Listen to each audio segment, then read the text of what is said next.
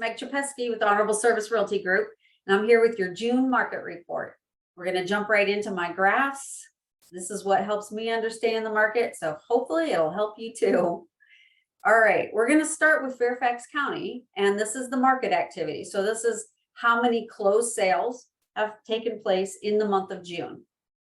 And the closed sales, we're seeing pretty much what we've been expecting, that we were recovered from a lull in the winter, climbed out of it. And while sales are still down from June of last year, that's only down 17%, whereas the average for the country and even last month when we were looking at it was 25%. So definitely we're in the recovery mode.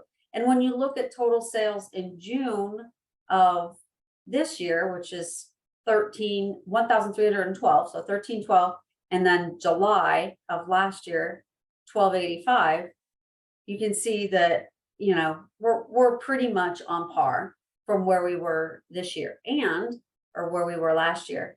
And we may find when we see July's numbers that instead of that being in negative territory, because June 16th, my parents' anniversary, is right when that first 3/4 interest rate hike took place.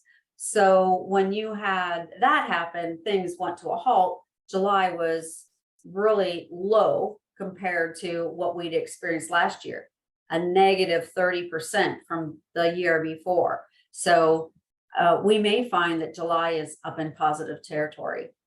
This is the single family home line, and this is the townhome line. This was all sales, so condos, everything that's out there.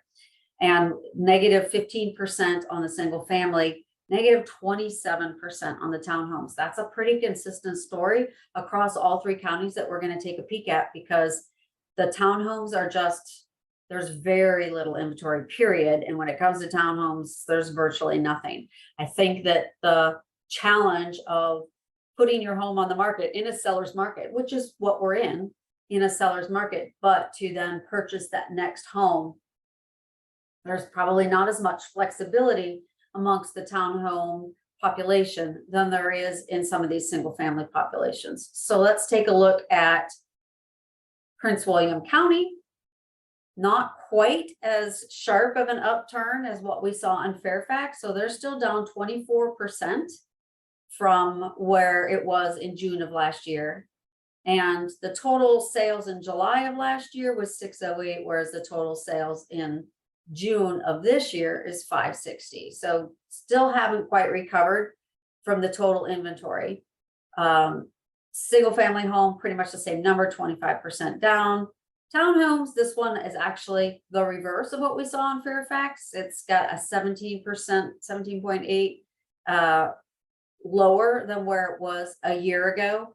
And a total number of townhome sales in the month of June, 180 compared to July of last year, 184. So virtually it has recovered for the most part, but is down from June of last year because it includes 2 weeks of that month that were rocking and rolling.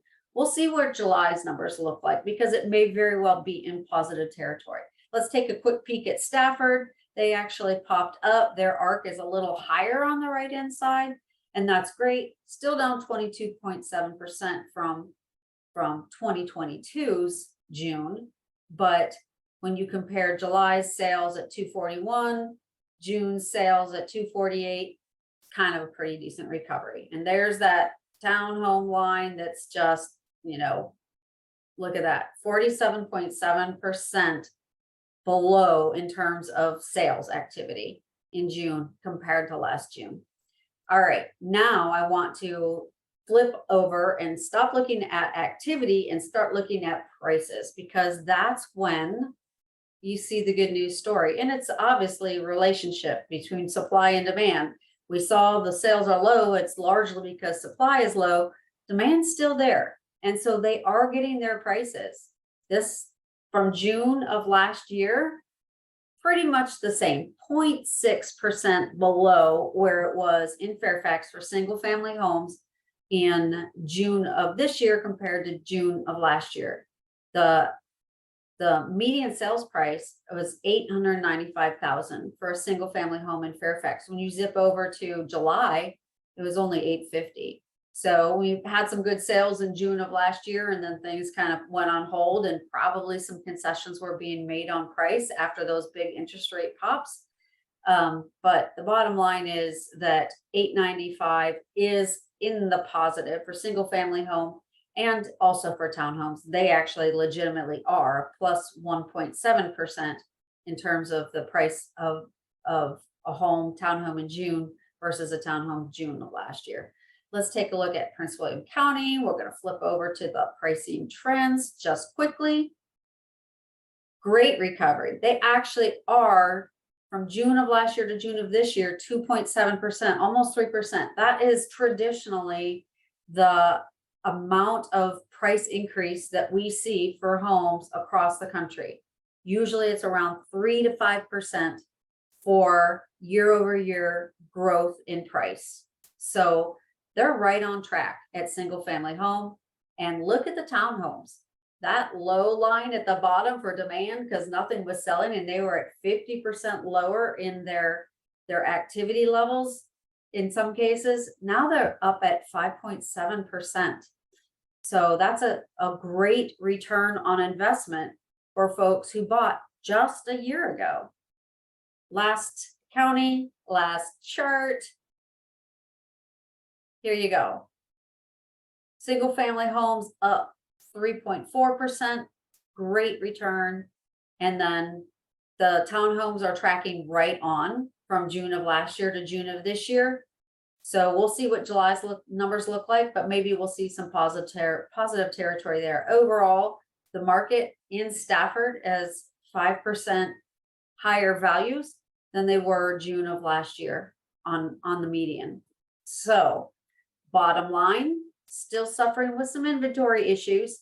If you're a seller, that traditional time frame of, the slowdown in the fall might not be as impactful this year because there are buyers who are waiting.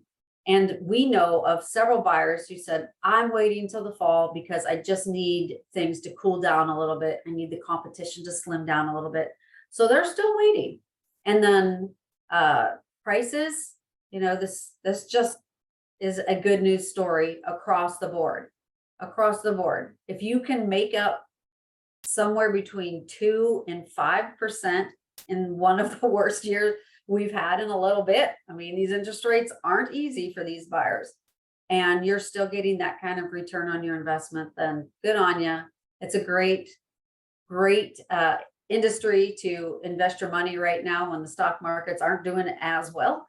So if you're curious about the value of your specific home and how it would return in terms of time on the market and the value in this market, just give us a call. We've got our QR code and our link down there.